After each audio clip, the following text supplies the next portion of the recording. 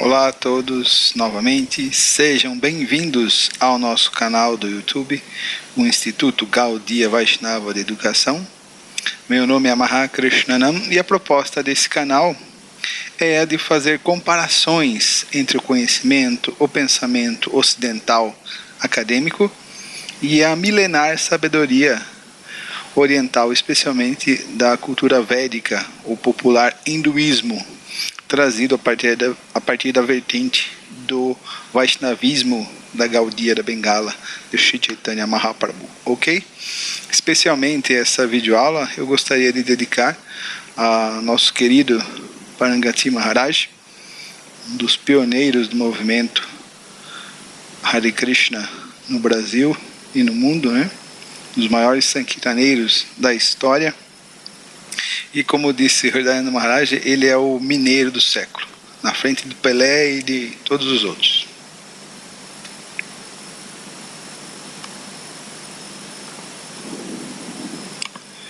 Então o tema de nossa videoaula de hoje é Planetário Védico, a cosmologia como uma mutação de paradigma do mundo ocidental.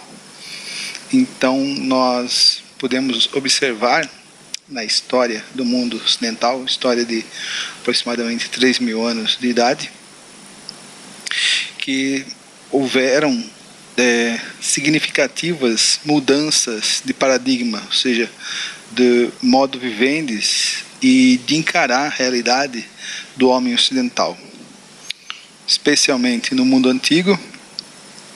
E depois, outro ponto de relevante significado seria na modernidade, e curiosamente um dos fatos mais marcantes dessa mudança de paradigma, ela vai girar em torno da cosmologia, da visão que o homem tem dos astros e da composição, da formação, de como está moldado o universo, tá? Então a gente vai ver isso e depois vai falar um pouco sobre esse planetário védico que está sendo construído agora em Sridham Mayapur, e vai ser um evento que vai ressignificar muita coisa, e especialmente a história do Gaudiya Vaishnavismo, da ISKCON e da Índia como um todo.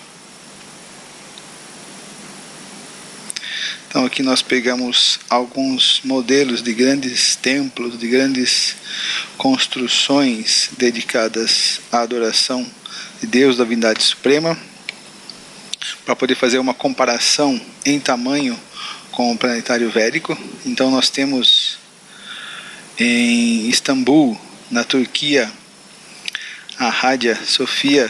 Provavelmente isso deve ser uma mesquita, ela é gigantesca e ela tem cerca de 55 metros de altura. Mais alta que ela, nós temos o imponente Taj Mahal, em Agra, na Índia, com o rio Yamuna ao fundo. Mas o Taj Mahal nada mais é do que um sarcófago, um túmulo. E em Londres nós temos a Catedral de São Paulo, ou São Paulo, apóstolo, medindo cerca de 111 metros de altura. E então esse planetário védico, sendo construído na região da Bengala, ele vai ter cerca de 113 metros de altura, superando a Catedral de São Paulo em Londres. Maior que a Catedral de São Paulo, com todo respeito, só a Basílica de São Pedro na cidade do Vaticano, né, que é impossível concorrer com a opulência nesse momento histórico da Igreja Católica. Então aqui outra ilustração para vocês de como será esse maravilhoso planetário védico. E vamos entrar então no tema da nossa videoaula, abordando um breve esboço da história da cosmologia do Ocidente. Cosmologia significa o estudo do cosmos, né? Muito semelhante à astronomia, né? A disposição da realidade ou das coisas do universo. Então a gente pode apontar como primeiro fato histórico no século 8 a.C., o Hesíodo, falando exatamente sobre cosmogonia em sua obra Teogonia, a qual explicava o mundo para os gregos antigos. Tanto na obra de Hesíodo quanto na obra de Homero, esses rapsodos, eles vão colocar a relação do mundo com os semideuses, Zeus e todo o restante do panteão grego, né? Então essa vai ser uma das primeiras e mais marcantes explicações sobre o universo, das primeiras cosmologias que a gente vai entrar em contato no Ocidente, né? Do que muitos não consideram uma cosmologia, né? Vão considerar uma cosmogonia por causa do fato das divindades dos deuses estarem por trás de tudo, né? Mas essa é uma questão de nomenclatura, né?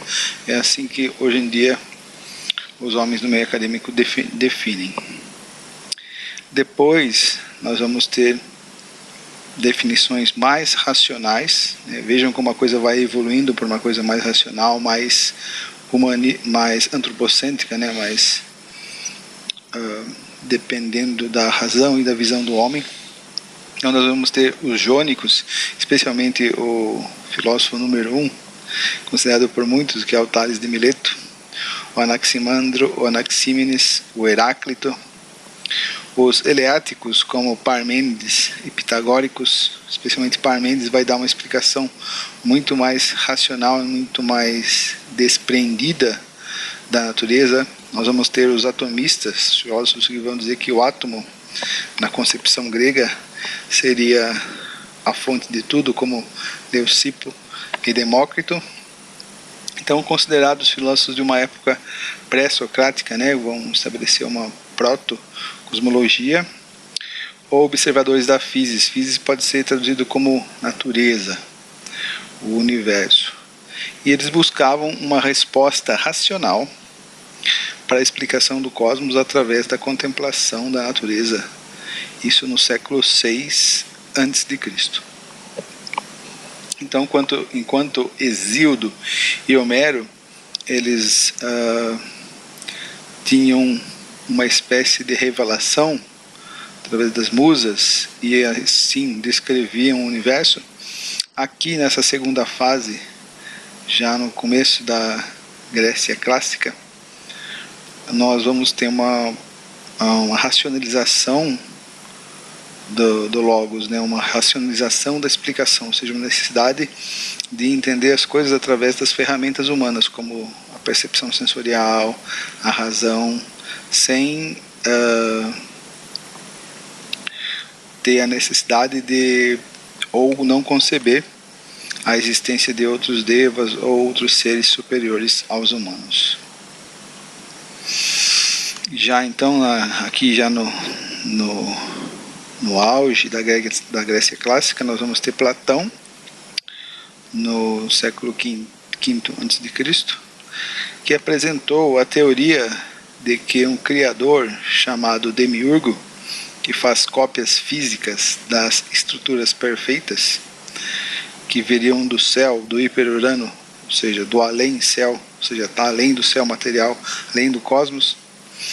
O Demiurgo cria réplicas das formas perfeitas do mundo ideal para o nosso mundo físico, que são imperfeitas. Ou seja, tudo que está no mundo além do Urano, né, além do mundo físico, é perfeito, e essa perfeição ele é um facsímile, ele é uma réplica contida aqui no mundo material, pois devem ter a qualidade de serem capazes de variar, mutáveis, sujeitas a geração e corrupção. Então aqui ele está falando sobre a estrutura do cosmos no universo material. Uma boa leitura que nós podemos recomendar para vocês, para saber mais sobre a cosmologia no Platão, é o seu livro Timeu. Muita gente, muitos professores, doutores na academia, rejeitam esse livro por acharem que ele é muito místico, muito além da imaginação, além da percepção sensorial. Então aqui nós entramos no primeiro grande sistematizador, ou pelo menos aquele que vai perdurar o seu sistema por muito tempo, cosmologia, que vai ser o filósofo Aristóteles. Então, Aristóteles e Ptolomeu vão estruturar o grande sistema de cosmologia do mundo antigo. Então, Aristóteles ele apresenta uma construção cosmológica que domina o pensamento por quase 2000 anos, ou seja, vai durar até a época do Renascimento. O mundo era explicado para as pessoas em geral através dessa visão aristotélica ptolomaica. Foi a base, né, de todas as teorias especulativas mais antigas conhecidas da física, tanto que ele tem o livro Physicae, ou Física, melhor dizendo, que vai ter anotado, que vai ter toda a descrição dessa visão cosmológica ou dessa estrutura de cosmologia. Lembrando que nós temos o livro Física, que explica o mundo material e suas leis, como funciona o mundo. Além desse mundo material, viria o livro Metafísica, que ia explicar o que está além desse mundo, né? São obras muito famosas do Aristóteles. Então essa visão aristotélica ela vai chegar até a Idade Média. A Idade Média vai aceitar sem problema nenhum a visão de Aristóteles, mesmo porque a Bíblia praticamente não fala quase nada sobre cosmologia. E como a Bíblia é a grande autoridade de conhecimento na Idade Média, eles precisavam retirar sedimento para formar uma cosmologia de algum lugar. Então, naturalmente, mesmo os filósofos Santo Agostinho, São Tomás de Aquino, especialmente ele, São Tomás de Aquino, que vai ser um grande seguidor de Aristóteles, Santo Anselmo, Mestre Eckhart, todos eles vão aceitar essa cosmologia e, inclusive, a Igreja Católica vai aceitar a cosmologia e a explicação de Aristóteles para a formação e composição do universo. E essa visão de Aristóteles ela vai pavimentar o caminho para o novo pensamento até chegar no Renascimento, né? No Renascimento, a hegemonia da Bíblia vai começar a ceder e eles vão resgatar muito dos conceitos do homem grego antigo, né? Mas a cosmologia ela já vinha nessa trilha, ela já vinha sendo aceita, né? Então Aristóteles sem dúvida é o cara, não tem dúvida, ele é um grande pensador, tanto que muito da estrutura de conhecimento, da epistemologia, da maneira de produzir conhecimento que nós temos hoje na academia, ela foi estruturada por Aristóteles. Aristóteles era um grande pesquisador e ele investigou praticamente todas as áreas de conhecimento. E praticamente todas as áreas, botânica, zoologia, métrica, em muitas e muitas diversas áreas de saberes humanos, ele meteu o bedelho e falou com bastante propriedade. E ele tem livros descritos. Para vocês terem uma ideia, muito dos nomes científicos em latim que nós temos catalogados das espécies dos animais, muitos deles foram dados por Aristóteles. Então esse é um ponto chave importante, né? Método de conhecimento de Aristóteles, né? Método de conhecimento aqui pode ser entendido como epistemologia ou então teoria do conhecimento. Como nós, como ser humano, adquire conhecimento. Qual é o método pelo qual ele adquire conhecimento? Isso é uma das disciplinas, essa é uma das ferramentas chaves da filosofia, mas não só da filosofia, de toda a ciência, de todo conhecimento mais rigoroso, né? Como o homem pode conhecer, o que eu posso conhecer, qual é o objeto a ser conhecido, quem é o sujeito a conhecer. Todas essas são questões da epistemologia ou da teoria do conhecimento. Então vamos ver isso como se processa no Aristóteles. Então Aristóteles, né, já no século IV a.C., fora um aluno de Platão, ou seja, era discípulo do Platão na sua escola, né, a academia do Platão.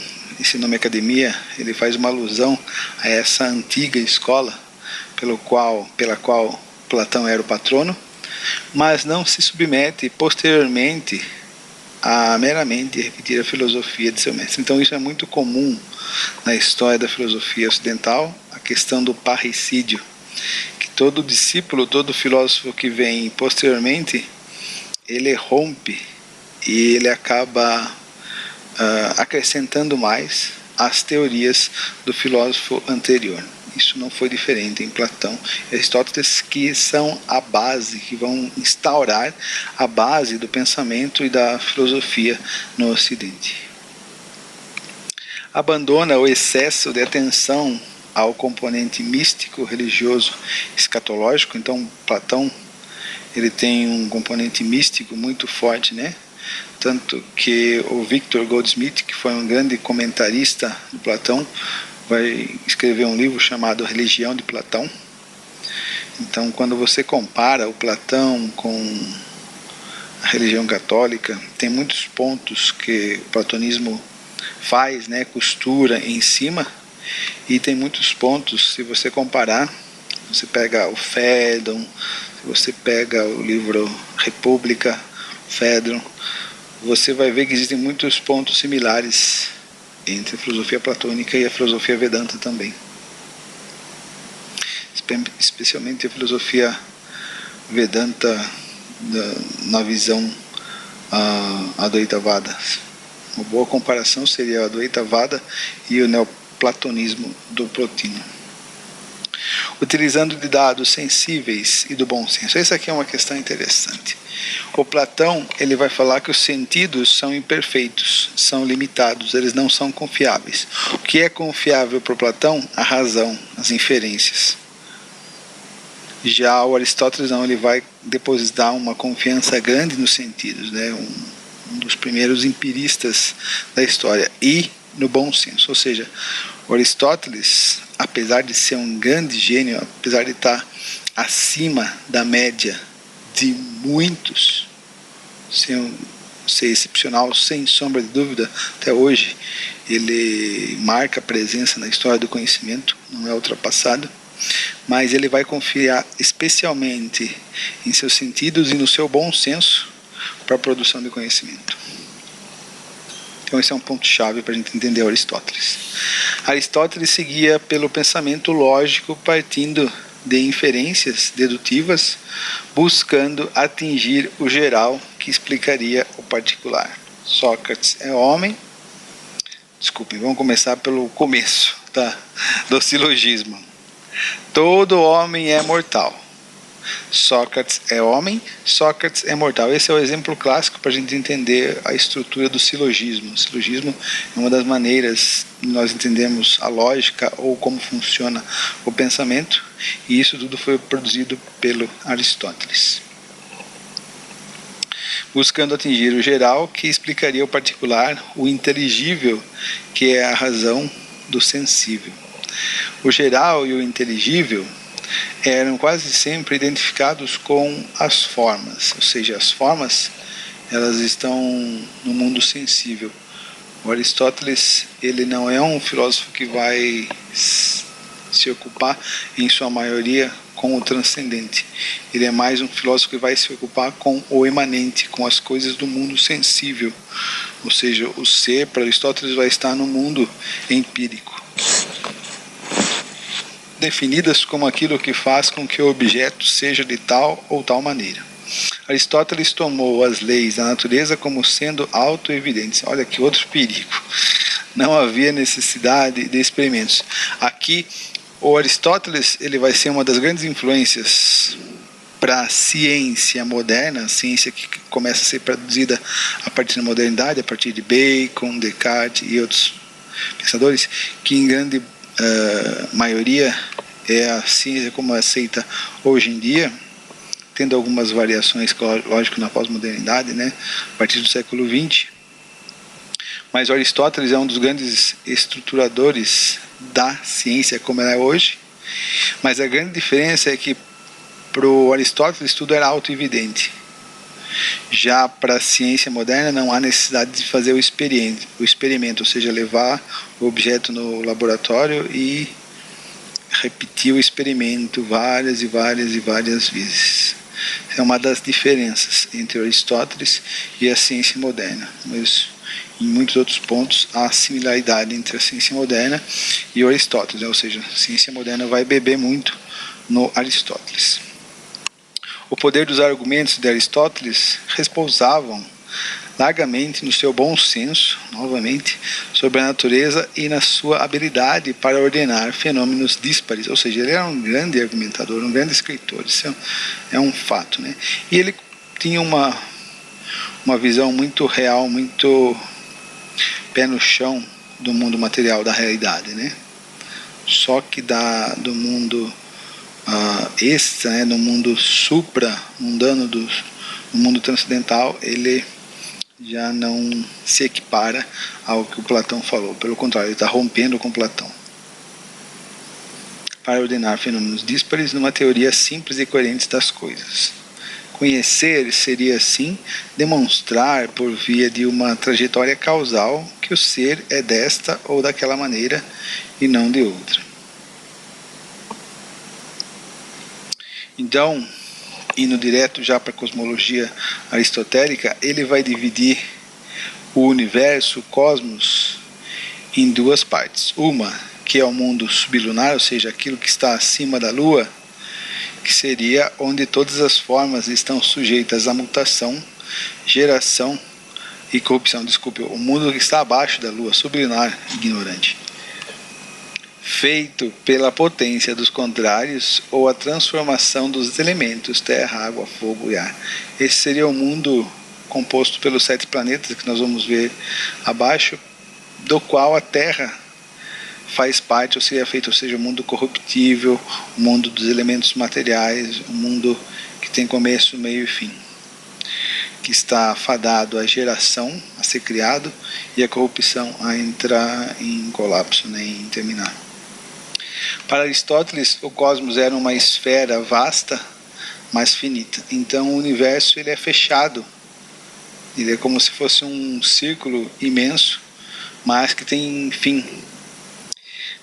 Isso é importante frisar por quê? Porque para a ciência pós-moderna, para a ciência do Einstein e todo esse pessoal da física quântica, dos novos astrônomos, os físicos, o universo está em expansão e é infinito, né? Ele está crescendo, crescendo, crescendo. Para Aristóteles não, ele é finito, é como se fosse um ovo fechado.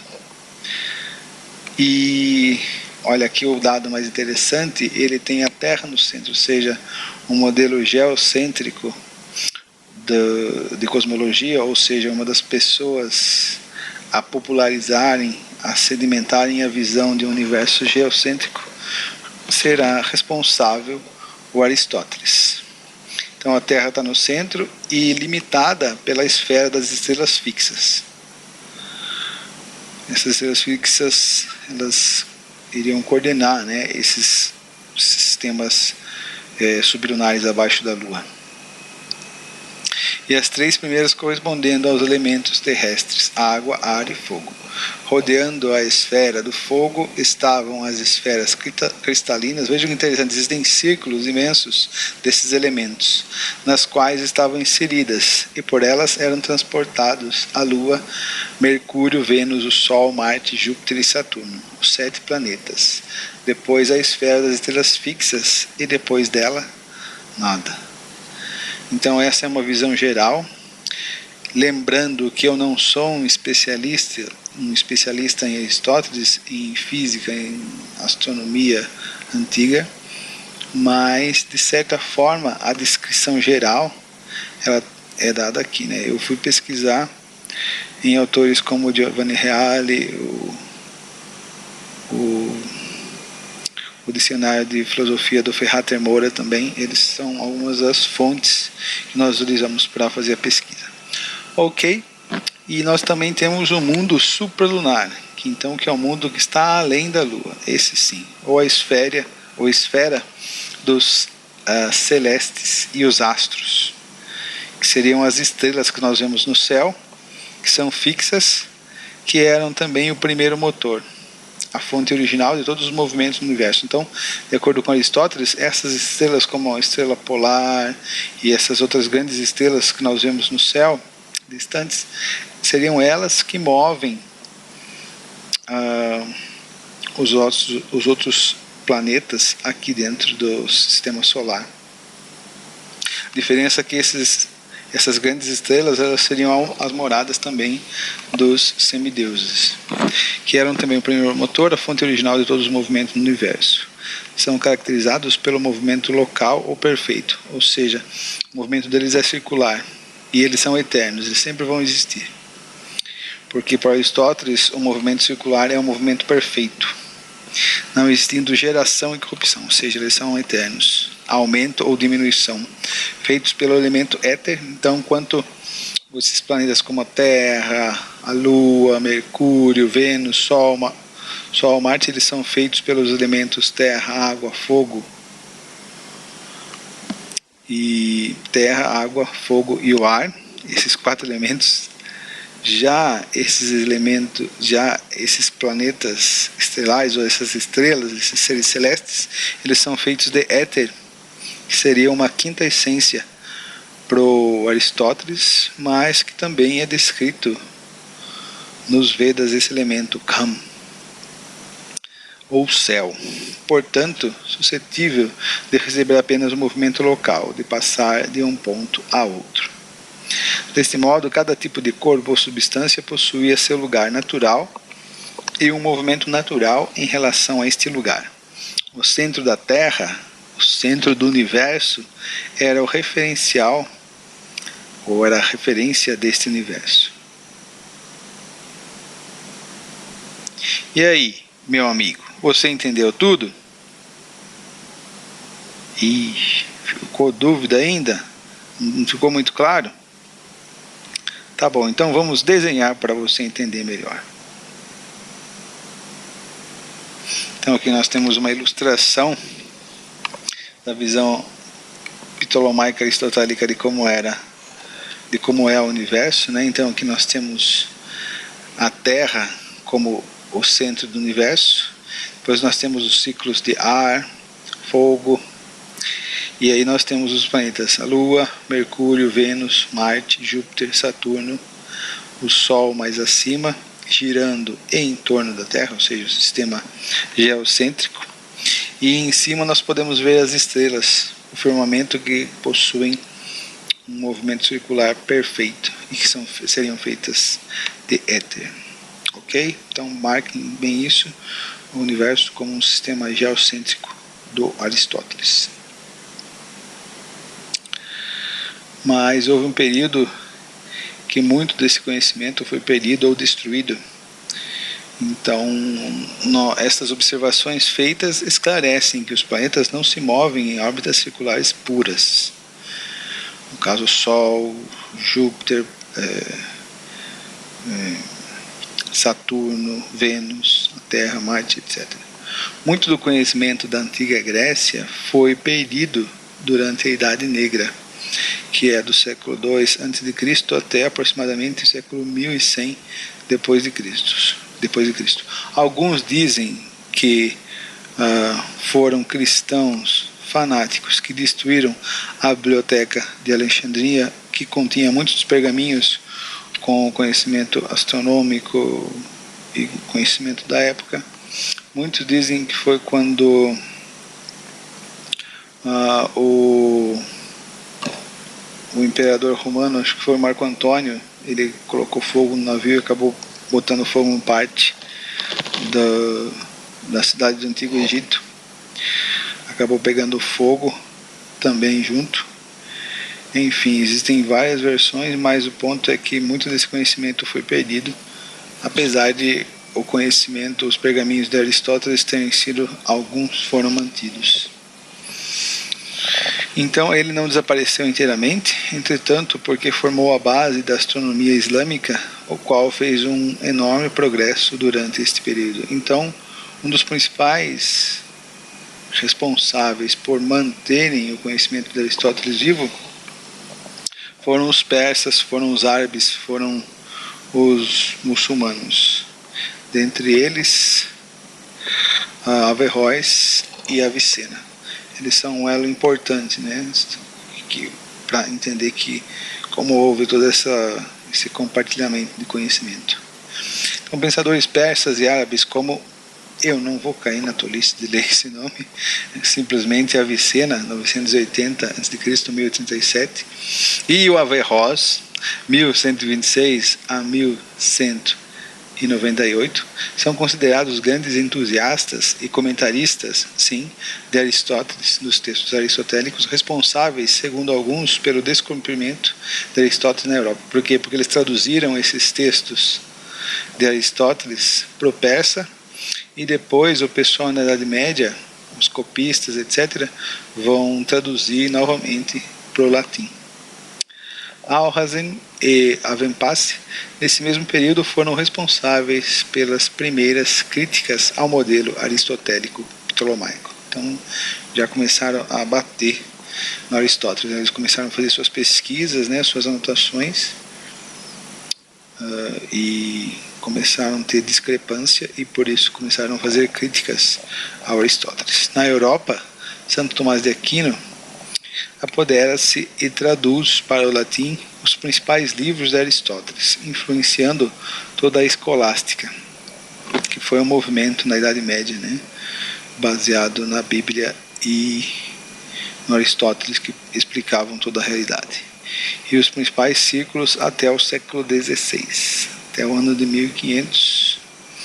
Então era o Aristóteles que explicava o cosmos. Então aqui nós temos os nossos amigos Avicena, Averroes e o Santo Tomás de Aquino, né? Esses são os responsáveis pelo conhecimento, pelos textos aristotélicos chegarem até nós até hoje. Então vamos a essa mudança de paradigma, né? A visão de cosmos, o paradigma geocêntrico perdurou por 2000 anos até essa época do Renascimento, né? Até o ano mais ou menos 1500, 1600. E aí então começa a haver uma mudança. Qual é essa mudança? O sistema passa de geocêntrico para o nosso amigo feliz aqui, para o sistema heliocêntrico, ou seja, o Sol no centro do universo. Cai o geocentrismo e entra o heliocentrismo, e com isso, junto, lógico, com muitas outras manifestações, com muitos outros eventos, com muitos outros fatos, cai a Idade Média, né, que perdurou a Bíblia, a monarquia absoluta, etc., o período medieval, para a entrada da modernidade, né, do homem se emancipando da religião e teologia, etc., de Deus.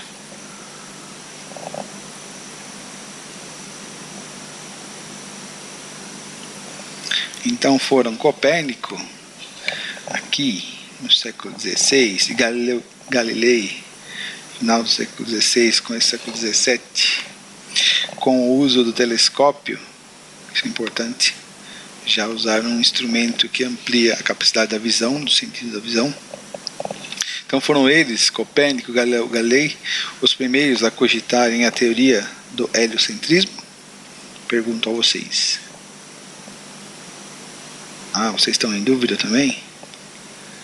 Não. Foi Aristarco de Samos, já no século III a.C., o primeiro a propor, a esboçar que a Terra girava em torno do Sol. Mas esta visão só será consolidada com as pesquisas de Copérnico e Galileu, ou seja, já haviam cogitações, mas quem vai realmente consolidar, ficar famoso por suas pesquisas será o Copérnico e o grande Galileu Galilei. Então vamos ao nascimento de um novo paradigma. Entretanto, durante os 150 anos que decorrem entre Copérnico e Newton, que vai ser provavelmente o maior de todos, o matemático físico Isaac Newton, vai vir fechar, né, essa geração, essa safra, não é apenas a imagem do mundo que se transforma. Vinculada a essa transformação, a essa mudança de paradigma, está a mudança, que também foi lenta e tortuosa, mas decisiva, das ideias sobre o homem, sobre a ciência, sobre o homem de ciência, sobre o trabalho científico e as instituições científicas, sobre as relações entre ciência e sociedade, entre ciência e filosofia.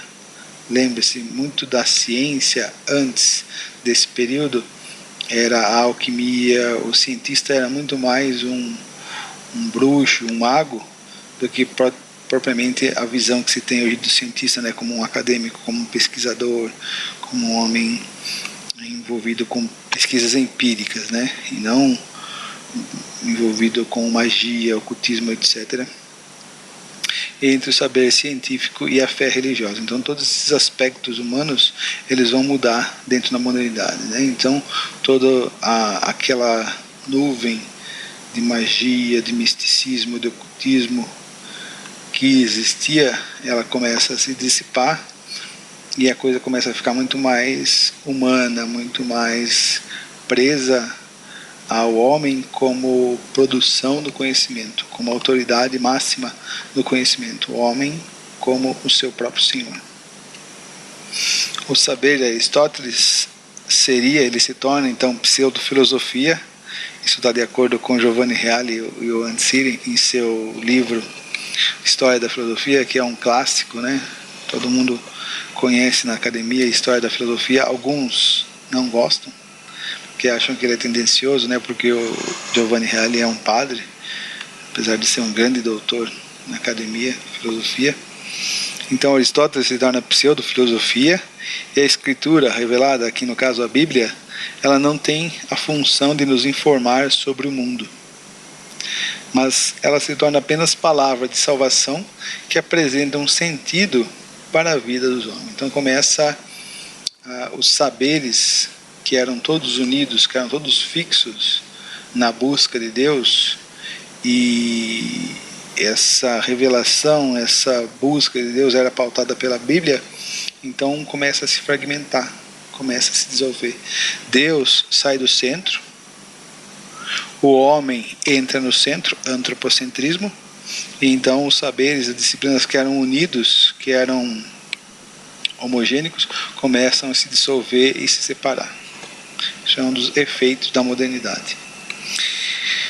Eu não sou... aqui tem uma citação do Descartes em seu livro Meditações Metafísicas. Então o Descartes é um dos pioneiros, é um dos primeiros a exporem ideias com o contexto da modernidade, do homem moderno. Ou seja, as ideias do Descartes, elas configuram, elas formam a modernidade. Então eu trouxe alguns trechos que eu acho muito marcantes, que mostram essa mudança de paradigma já no Descartes, né? Em seu livro Meditações Metafísicas, aqui abre a citação do Descartes. Eu não sou esse conjunto de membros que se domina corpo humano. Não sou um ar tênue e penetrante. A questão do pneuma, né? A alma na Bíblia é descrita como um pneuma, como um ar disseminado por todos esses membros. Não sou um vento, um sopro, um vapor, nem algo que eu possa fingir e imaginar. Então aqui nós temos a citação do livro, se eles quiserem procurar. Em outro trecho do mesmo livro ele fala: nada admito agora que não seja obrigatoriamente verdadeiro. Nada sou então a não ser uma coisa que pensa. Ou seja, Descartes ele faz o homem deixar de ser alma espiritual, a essência dele, e o homem se torna um ser racional, cogito ergo sum. Sou um cogito, sou um pensamento, sou algo que pensa. Essa é a minha essência, essa é a essência do humano, do homem agora na modernidade. Ou seja, um espírito, um entendimento ou uma razão, que são palavras cujo significado me era anteriormente desconhecido. Então a gente vê aqui bem claro no Descartes, né, a questão da não mais utilização da Bíblia como referência, como autoridade. E qual vai ser a autoridade? O próprio homem. E o que é o homem? Ele deixa de ser uma alma espiritual, essa conexão explícita com Deus. E se você reduzir o homem como Descartes fez pelo seu método, ele chegou a alguma coisa que pensa, né? Que ele nunca ia deixar de pensar. Se você eliminasse tudo, mas ainda ia continuar o pensamento. Cogito ergo sum. Sou uma coisa que pensa. Essa é a nova descoberta do homem. A grande contribuição da modernidade para a sociedade humana. Então a modernidade ela pode ser caracterizada como uma fase, como a adolescência do ser humano.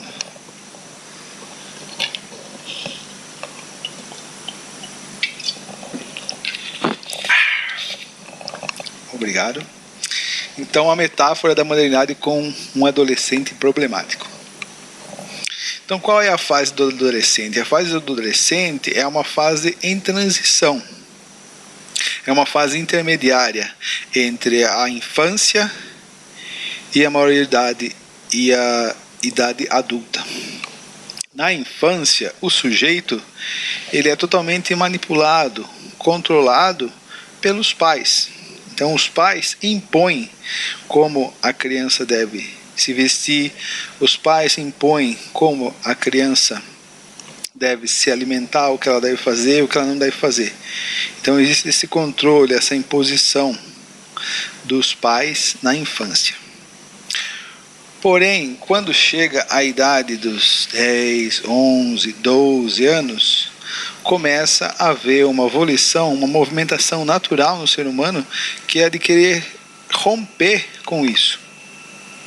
Até certo sentido, isso é muito natural e é muito saudável, né? O ser humano querer se tornar independente, querer ser autônomo, querer ser dono do próprio nariz, usando uma expressão de Dhanvantaresca. Então o ser humano quer se emancipar, quer se libertar, ele quer construir a sua própria vida, os seus erros e os acertos. Essa é a idade da adolescência. Então na adolescência existe essa ruptura, essa contestação com a figura autoritativa, com a autoridade dos pais.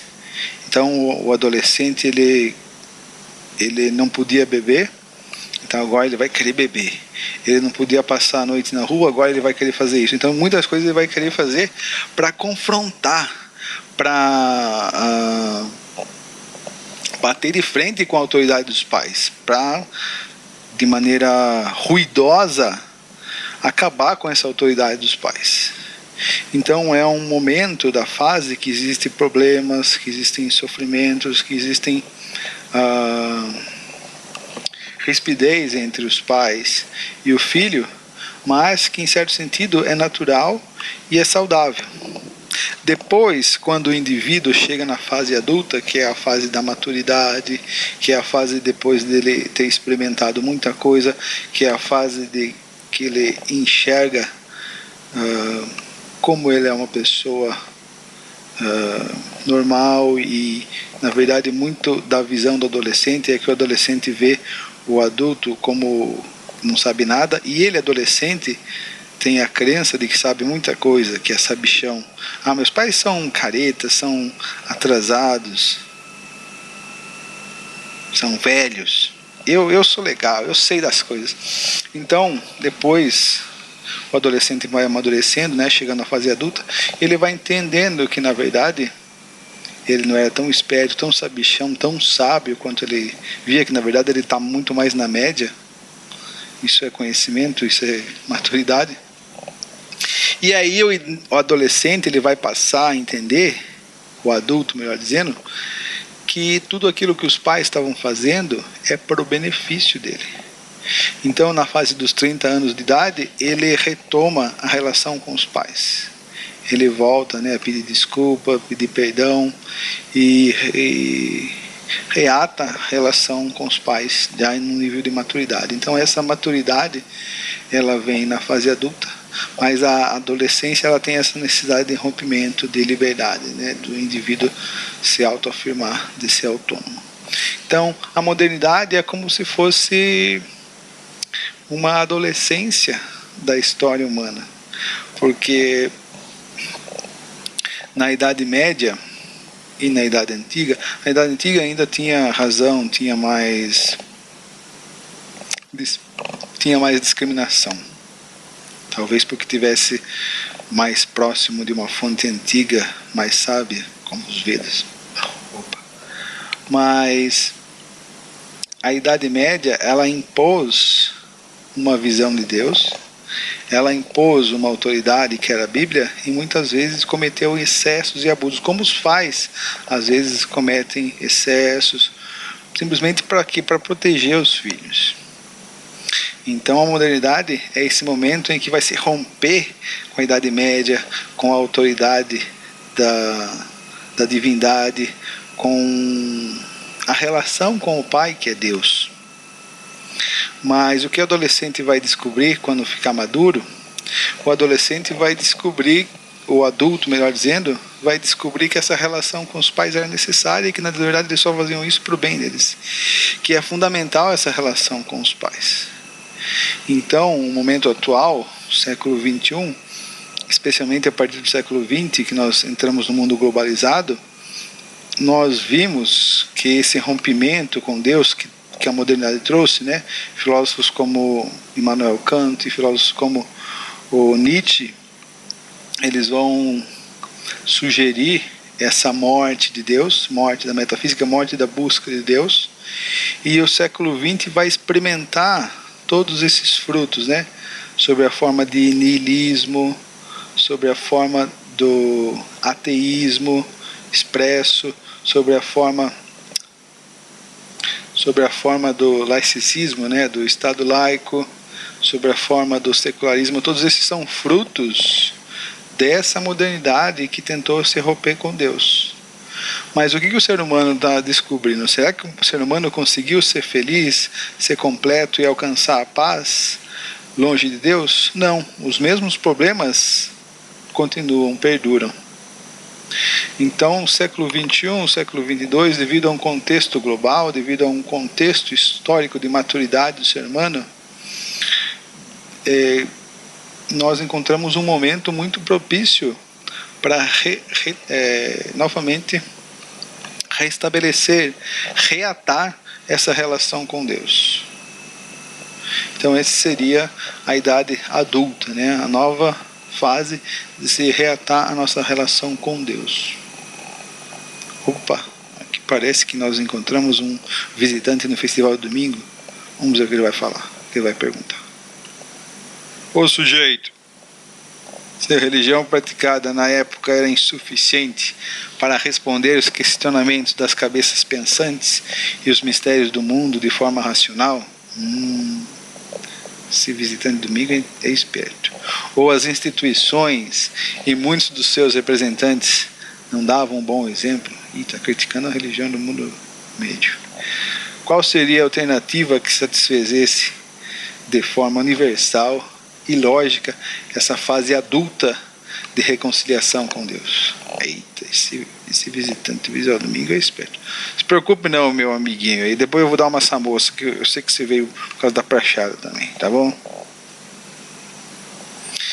Então Srila Prabhupada faz uma proposta muito interessante no prefácio da sua grande e monumental obra, o Srimad Bhagavatam, o Bhagavad Purana, na verdade, que ele comenta, né, pela luz dos mestres anteriores do Parampara Vaishnava. Então olha só a proposta do Prabhupada. É preciso que nos conscientizemos, isso ele está falando no começo da década de 60. É preciso que nos conscientizemos das atuais necessidades da sociedade humana. E quais são estas necessidades? A sociedade humana não se restringe mais a fronteiras geográficas de países ou comunidades específicas.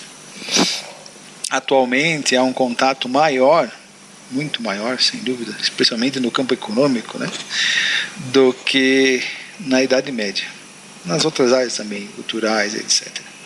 E o mundo tende para a formação de um Estado único, que é um mundo globalizado, né? Prabhupada já previa isso. Ou uma sociedade humana única. Os ideais do comunismo espiritual, lembra-se que Prabhupada está aqui, o período que Prabhupada está escrevendo isso é 1962, 1963, que é o auge da Guerra Fria, da rixa, da luta entre comunistas e capitalistas, né? Um mundo globalizado, um mundo bipolarizado, Estados Unidos e Rússia. Então por isso ele está usando essa expressão comunismo espiritual, mas em nenhum momento há uma apologia a comunismo, marxismo, ou o que quer que seja. Segundo o Srimad Bhagavatam, baseiam-se mais ou menos na unidade de toda a sociedade humana, não só isso, mas inclusive na totalidade da energia dos seres vivos. Então qual seria o elo, o que seria o objeto a provocar esse elo? A gente entende que a Bíblia, apesar de ser um livro muito elevado, ele não conseguiu satisfazer as inteligências mais exigentes nesse campo. Então, qual seria uma obra capaz de demonstrar a Deus de maneira científica e racional que satisfazesse todos os eruditos? Grandes pensadores sentem a necessidade de fazer desse comunismo espiritual uma ideologia exitosa. O Srimad Bhagavatam, ou Bhagavata Purana, preencherá esta lacuna na sociedade humana. É necessária uma orientação no sentido de que a humanidade possa unificar-se em paz, amizade e prosperidade em prol de uma causa comum. O Srimad Bhagavatam satisfará esta necessidade, pois é uma contribuição cultural para a respeitualização de toda a sociedade humana. Então aqui eu venho trazer para vocês um vídeo do modelo de cosmos ou de cosmologia proposto nesse Srimad Bhagavatam, nesse Bhagavata Purana. So at the bottom of the planetary display we have Shesha holding up the earth. This is Shesha, the empowered incarnation. There we have Ananta speaking Bhagavatam to the four Kumaras, and above the 7 subterranean planets. Here we can see Jambudvip, the central island of Bhumandala, and Bharatvarsha is situated on the southern side of that. It's 8 other Varshas, with Ilavrita Varsha in the center, various supporting mountains with large trees upon them, described in Srimad Bhagavatam. In the very center of Ilavrita Varsha is Mount Meru, Golden Mountain. Atop Mount Meru are the cities of important demigods, Lord Brahma in the center, the 8 Dikpalas in the cardinal directions and sub-directions. Moving out, we can see the broader Bhumandala, 7 concentric islands and oceans surrounding them. The 7th of these islands is Pushkaradvip. On that island is Manasotra mountain, and on the mountain there's various cities of demigods such as Indra. Out further is Loka mountain. These large elephants stand atop Loka mountain to balance Bhumandala. Outside of Loka mountain is Aloka Varsha, which is dark. The rays of the sun and the other luminaries extend up to Loka mountain. On Manasotra mountain here on Pushkaradvip, the sun travels above this mountain at the southernmost point of its annual orbit. Above Bhumandala is Bhuvarloka, which is the residence of the Charanas, Siddhas, Yakshas, Gandharvas, and above there is Swargaloka, beginning from the sun and extending up to the pole star Dhruvaloka. This is the moving part of the planetary display. Here we can see the sun and the moon moving in their chariots. The chariots are being drawn by horses moving in the anti-clockwise direction, but they're traveling with the wheel of time, moving in the clockwise direction faster, so it looks as if they're moving backwards. Above them are the zodiac of stars, more planets, and another realm of stars. So here we can see everything moving with the Kala Chakra, circumambulating the axis that connects Mount Meru with Dhruvaloka. Above these planets, we come to the planet of the 7 sages, the Saptarshi. You can see them here, they're commonly known as the Big Dipper, and then Dhruvaloka, the pole star. on the ocean of milk situated there, Kshirodakshaya Vishnu, who is the Paramatma within everyone's heart, he resides on Anantashesh. Moving up beyond there, we have Mahaloka, Janaloka, Tapaloka, and Satyaloka. In this video, we haven't included many of the details for there, but on Mahaloka, Janaloka, Tapaloka, we have residences of the Lord, such as Lord Varaha, Lord Vamana, and so on. Here's Brahmaloka, and on Brahmaloka, we also have a form of the Lord Garbhodakshaya Vishnu as the Sahasrashesha Purush. Beyond there is the 7 coverings of the universe, earth, water, fire, etc. And outside of the universes is the abode of Lord Shiva, Shiva Loka. There he resides eternally. Beyond Shiva Loka, então depois de Shiva Loka vai começar a descrição Karanodakshaya Vishnu, with espiritual Karanodakshaya Vishnu. So at the bottom of... Então vocês puderam observar por essa descrição que existe uma semelhança muito grande entre a estrutura cosmológica do Aristóteles com a estrutura cosmológica dada nos Vedas, dada nos Puranas. Então nós encontramos a Terra, o Loka, como uma base do universo. Depois os outros planetas se desenvolvem até chegar em Dhruvaloka. Depois de Dhruvaloka tem mais aqueles outros planetas, né? Mahaloka, Janaloka, Tapaloka, Satyaloka, planeta do Sr. Brahma, e mais o restante dos planetas do universo estão no meio. Então a base seria o centro, seria um pivô junto com o Dhruvaloka, onde todos os outros planetas girariam em torno. Basicamente, de maneira grosseira, seria essa a estrutura do universo. O vídeo explica de maneira mais detalhada, ok? Então, da onde sugeria, ou da onde Aristóteles tirou uma descrição que já é tão semelhante, porém mais complexa, mais rica, encontrada nos Puranas? O que será que o Srimad Bhagavatam fala a respeito sobre isso? Tad Bhag Prashargo Janataga Viplavo Yasmin Prachlokan Abhadvati Api Namanya Anantasya Yashon Kitani Yat Shringvanti Gayanti Gurnanti Sadavaha.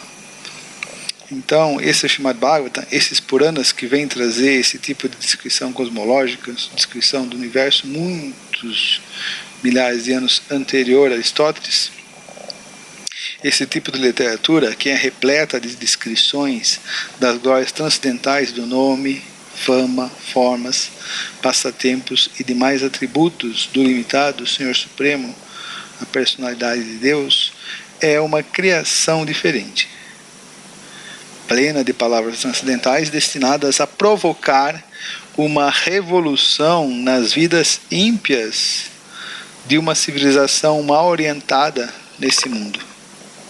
Tais literaturas transcendentais, muito embora imperfeitamente compostas, especialmente na questão de cronologia, que não é o mesmo sistema de cronologia, de historicidade que nós temos no Ocidente, são ouvidas, cantadas e aceitas por homens purificados. Ou seja, o caráter, o nível de consciência daqueles que aceitam esse tipo de literatura é muito elevado.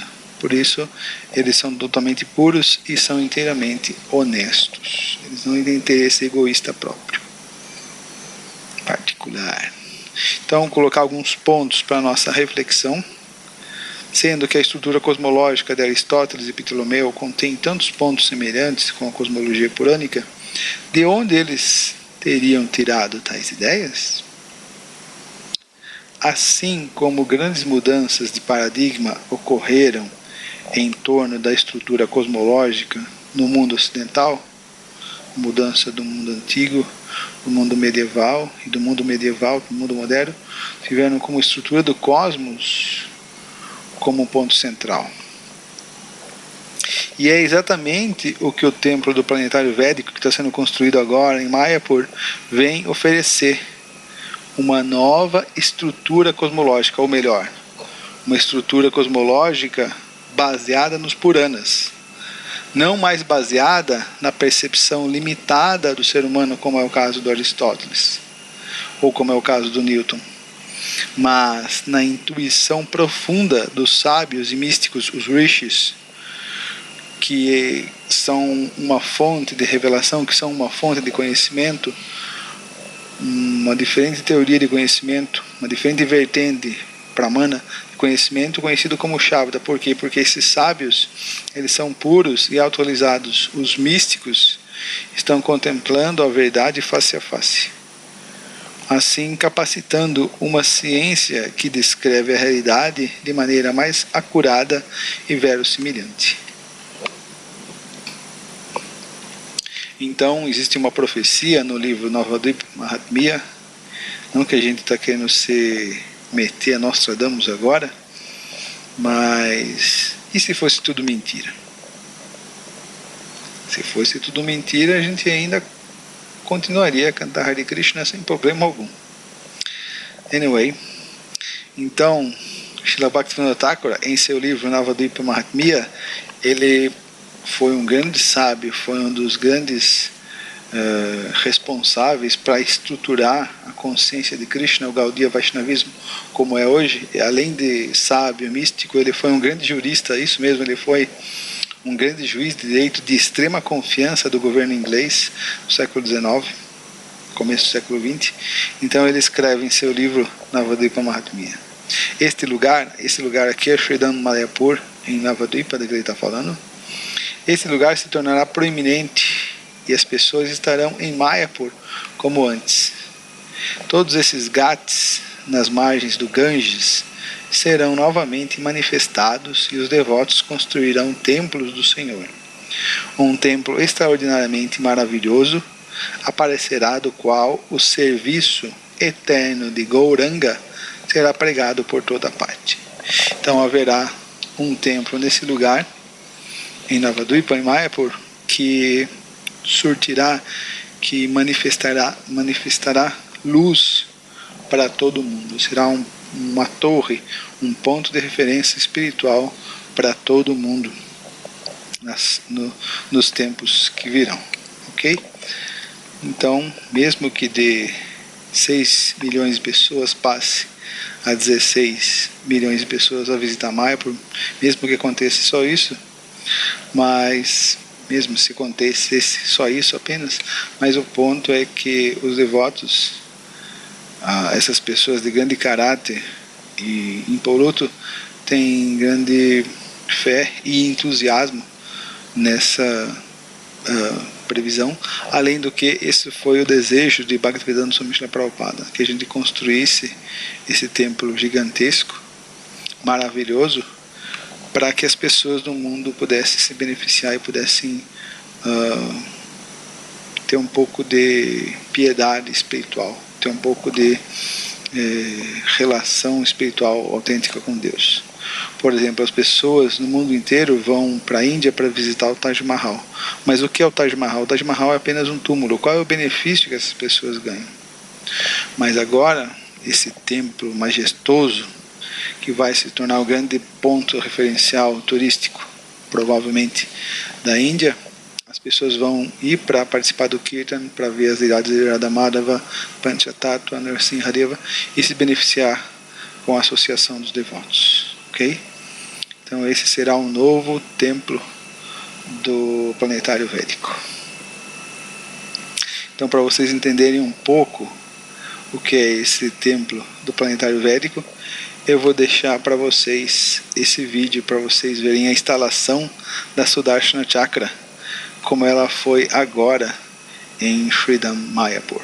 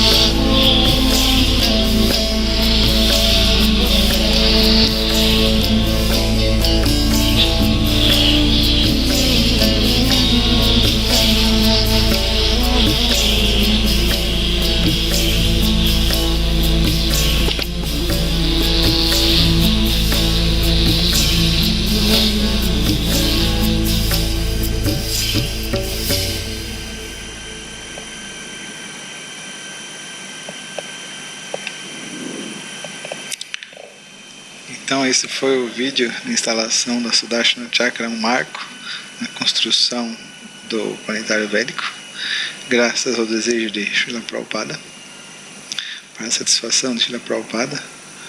Participe você também desse projeto.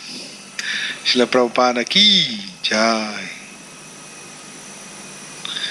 Então chegamos ao final de mais uma videoaula falando sobre como o mundo houve grandes mudanças no mundo girando em torno de uma nova cosmologia, e é exatamente isso que o planetário védico vem propor, uma nova cosmologia, ou melhor, muito mais antiga, mas muito mais centrada e baseada num conhecimento espiritual muito mais centrado.